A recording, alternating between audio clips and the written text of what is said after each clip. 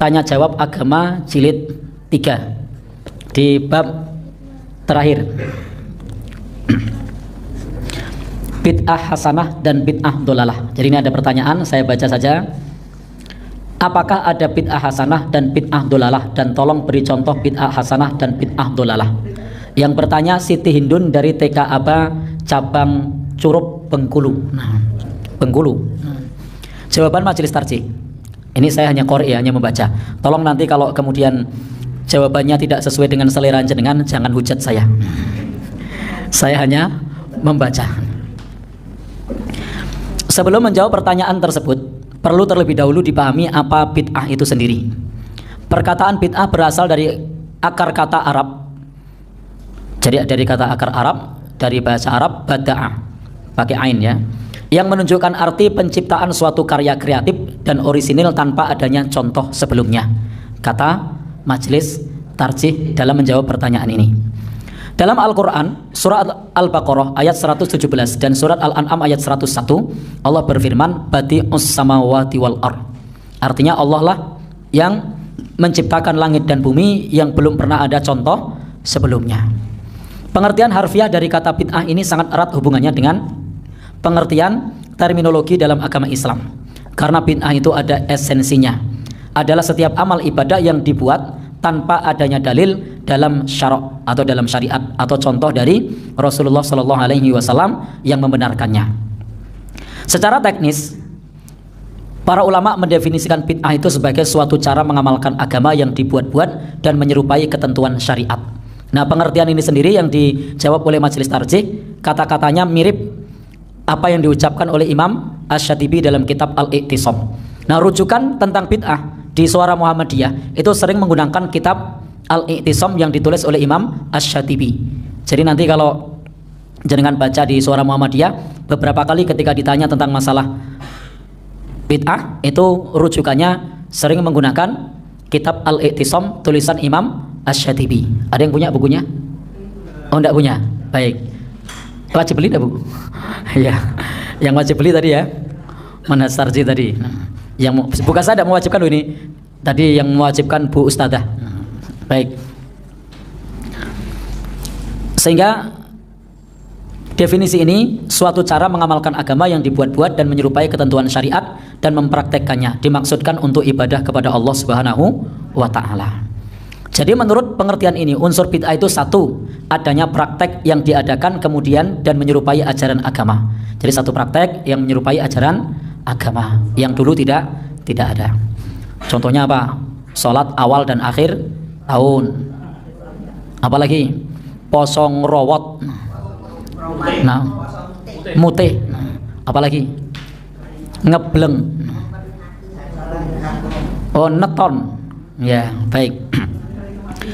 Praktek tersebut dimaksudkan sebagai bagian dari ritual peribadatan kepada Allah. Jadi ada dua.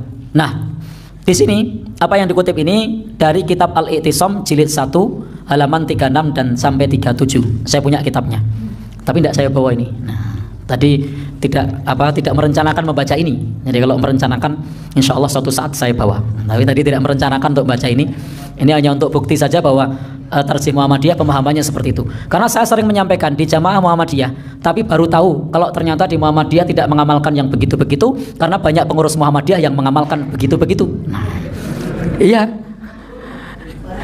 Sehingga saya sendiri sering gini, loh masa gitu? Di sini pimpinan cabang malah mimpin acara gitu loh. Iya, Pak. Mungkin.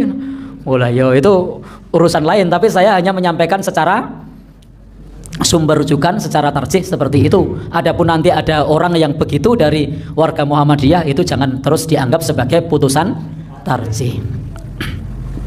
Pernah juga satu saat ada yang tanya ke saya, Ustadz, apa hukumnya berkorban atas nama orang yang meninggal dunia? Saya bilang tidak boleh. Nah, lalu kemudian ada jamaah bilang, loh kata Ustadz Fulan boleh. Nah, orang Muhammadiyah loh Ustadz, loh yang bener. Masa boleh? Tidak boleh, itu fatwa tarjih itu. Kalau fatwa tarjih, nah, kalau itu boleh. Ya, kalau sebelum meninggal sudah berwasiat itu boleh. Baik.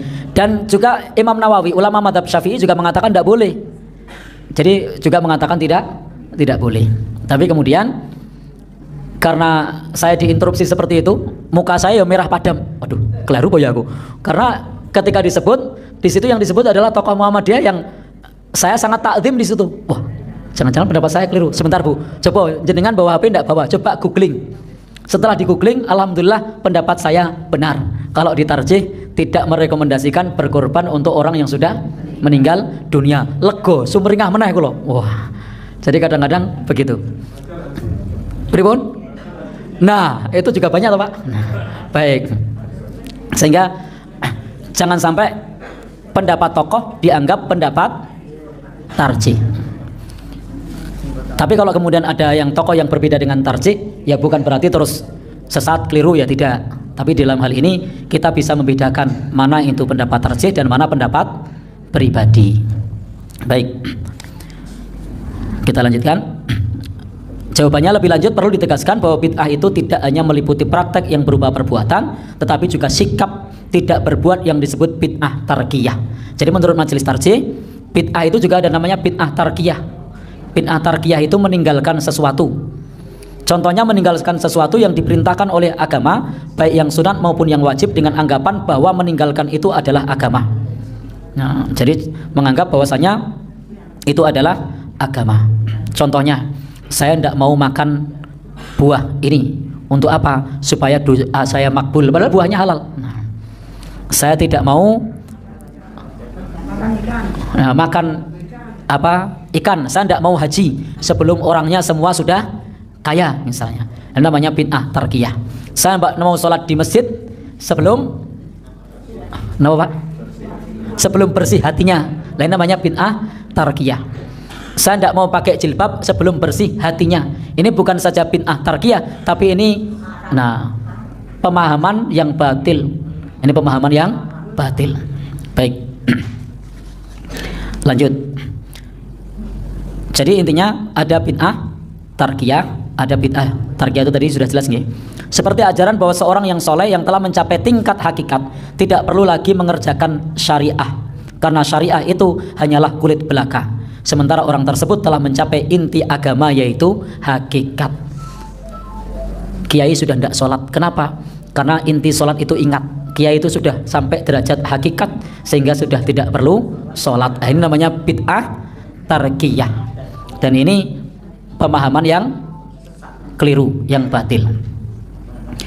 Baik, tetapi orang yang meninggalkan perintah agama bukan karena meninggalkan itu dipandang sebagai agama. Jadi orang meninggalkan agama tetapi tidak dipandang sebagai agama, maksudnya semata-mata malas atau lalai, maka tidak disebut bid'ah, tapi disebut maksiat. Jadi kalau ada orang yang meninggalkan sholat karena malas, itu namanya maksiat. Tapi kenapa kok tidak sholat? Saya sudah sampai derajat hakikat, saya sudah sampai makom yang berbeda. Ini namanya bid'ah tarkiyah. Kenapa tidak menutup aurat? Saya tidak akan menutup aurat sebelum hati saya bersih. Nah, ini namanya bid'ah tarkiyah. Tapi kenapa belum menutup pakai jilbab? Saya belum siap. Nah, ini namanya maksiat. Baik. Pelanggaran bid'ah itu tercakup dalam sejumlah hadis Nabi Shallallahu Alaihi Wasallam. Contohnya adalah dalam Sunan Ibnu Majah. Hadis ini terkenal.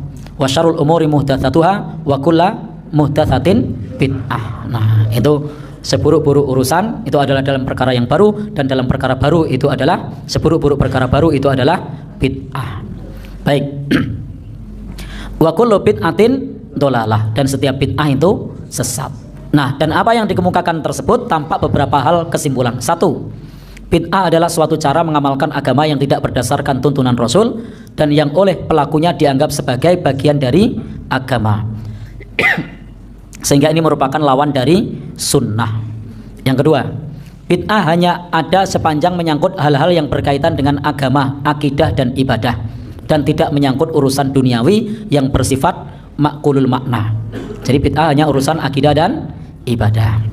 Yang ketiga, sebagai kebalikan dari sunnah, maka seluruh bid'ah harus ditinggalkan, dan seperti dinyatakan dalam hadis bahwa setiap bid'ah adalah dolalah.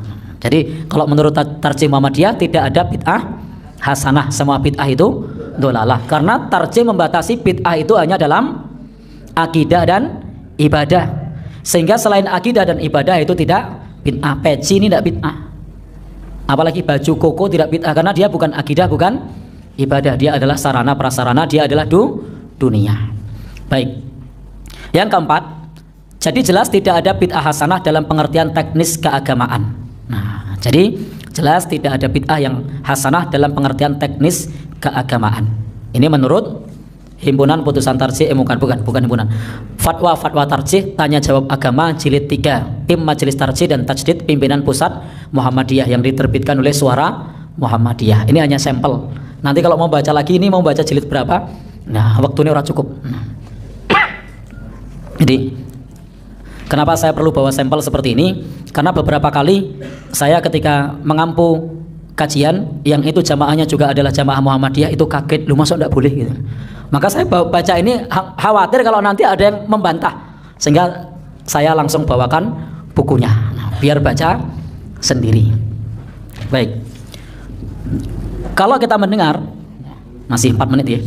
Kalau kita mendengar ada orang yang mengatakan bid'ah hasanah, maka yang dimaksud adalah bid'ah dalam arti harfiah, dalam hal menyangkut urusan dunia, dalam hal-hal yang menyangkut urusan masolih mursalah. Kesemua ini adalah bid'ah dalam pengertian majazi, yaitu pengertian yang bukan ibadah. Maka dalam hal ini boleh-boleh saja.